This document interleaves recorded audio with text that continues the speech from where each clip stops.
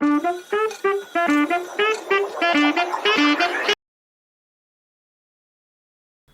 अभी हमने gold and silver की बात करी थी, अब हम बात करते हैं कॉपर और क्रूड ऑयल की। कॉपर में हमने एक जिगजैग और रेंज बाउंड ट्रेडिंग सेशन देखा है। कॉपर ने 850 का लो जरूर लगाया है, लेकिन ऊपर में 877 तक का एक स्पाइक दिया था, लेकिन उस पर कोई ट्रेडिंग नहीं हुई है। हमने जो नॉर्मल ट्रेड देखा है वो 872 874 तक के ही देखे हैं इस वीक में। बात करते हैं कॉपर की, तो कॉपर में जो सपोर्ट जोन है वो 840 का मेजर सपोर्ट है और 860 का इसका एक मिड लेवल है। तो 860 से 840 का मेजर सपोर्ट जोन बन चुका है और सपोर्ट जोन में ही क्लोजिंग दी है। जब तक 840 ब्रेक नहीं करता है तब तक हम आगे की मंदी की बात नहीं करेंगे। अगर ये बाउंस की अपॉर्चुनिटी देता है, क्योंकि मंडे को 5 बजे शाम को ओपन होगा मार्केट, और 5 बजे का मार्केट ओपन हो रहा है, तो हमें वो चीज़ थोड़ी सी समझनी पड़ेगी कि ओपनिंग क्या हो रही है कॉपर की। क्योंकि यूएस मार्केट जो है सुबह 3:30 बजे से लेके शाम 5 बजे तक ओपन रहेगा और उस वहाँ पे मूवमेंट्स और फ्लक्चुएशंस कंटिन्यू रहेंगे।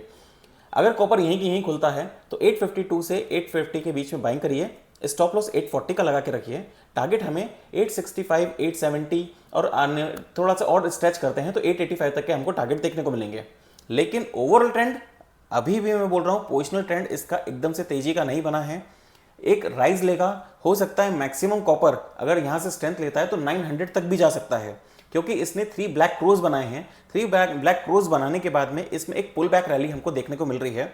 अगर पुल बैक रैली मिलती है तो एक रेजिस्टेंस जोन को ही टच करने की कोशिश करेगा और इस रेजिस्टेंस जोन में 885 से 900 तक के टारगेट देखने को मिल सकते हैं। कॉपर में नीचे के लेवल पे अब बेच के काम नहीं करेंगे, एक इसको उछाला का हमको वेट करना पड़ेगा। एक अच्छा खासा उछाला आता है इस वीक के अंदर तो हमें शायद नेक्स्ट वीक के अंदर हमें सेलिंग की अपॉर्चुनिटी मिलेगी। बात करते हैं क्रूड ऑयल की। क्रूड ऑयल के अंदर बुधवार को यूएस का मार्केट बंद है। यूएस का मार्केट बंद है तो जो इन्वेंट्री है वो गुरुवार को रात को 8:30 बजे आएगी।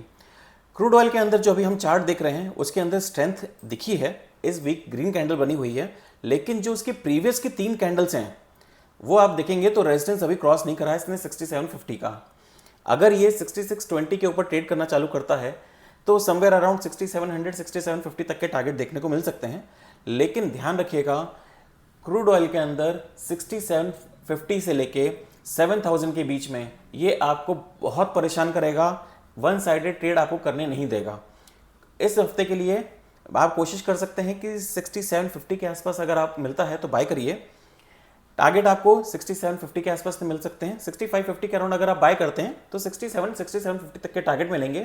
कोशिश करिएगा क्रूड ऑयल में इस वीक भी किसी भी तरह से आप पोजिशनल ट्रेड लेके ना चलें। इंटरडे में 40-50 पॉइंट्स अगर कहीं पे आपको अच्छी रैली मिल जाती है तो 70-80 पॉइंट्स अगर मिलते हैं तो आप इंटरडे ट्रेड करिए।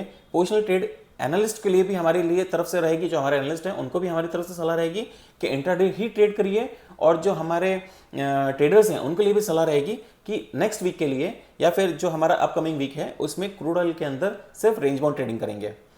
क्रूड ऑयल के अंदर अगर हम ओपन इंटरेस्ट की बात करें, जो अभी ट्रेडर्स की चेंज हुई है सेंटिमेंट्स, उसमें 69% बायर हैं, 31% सेलर्स हैं। ओवरऑल की अगर मैं बात करूं तो इस वीक में 28% शॉर्ट पोजीशंस कटी हैं।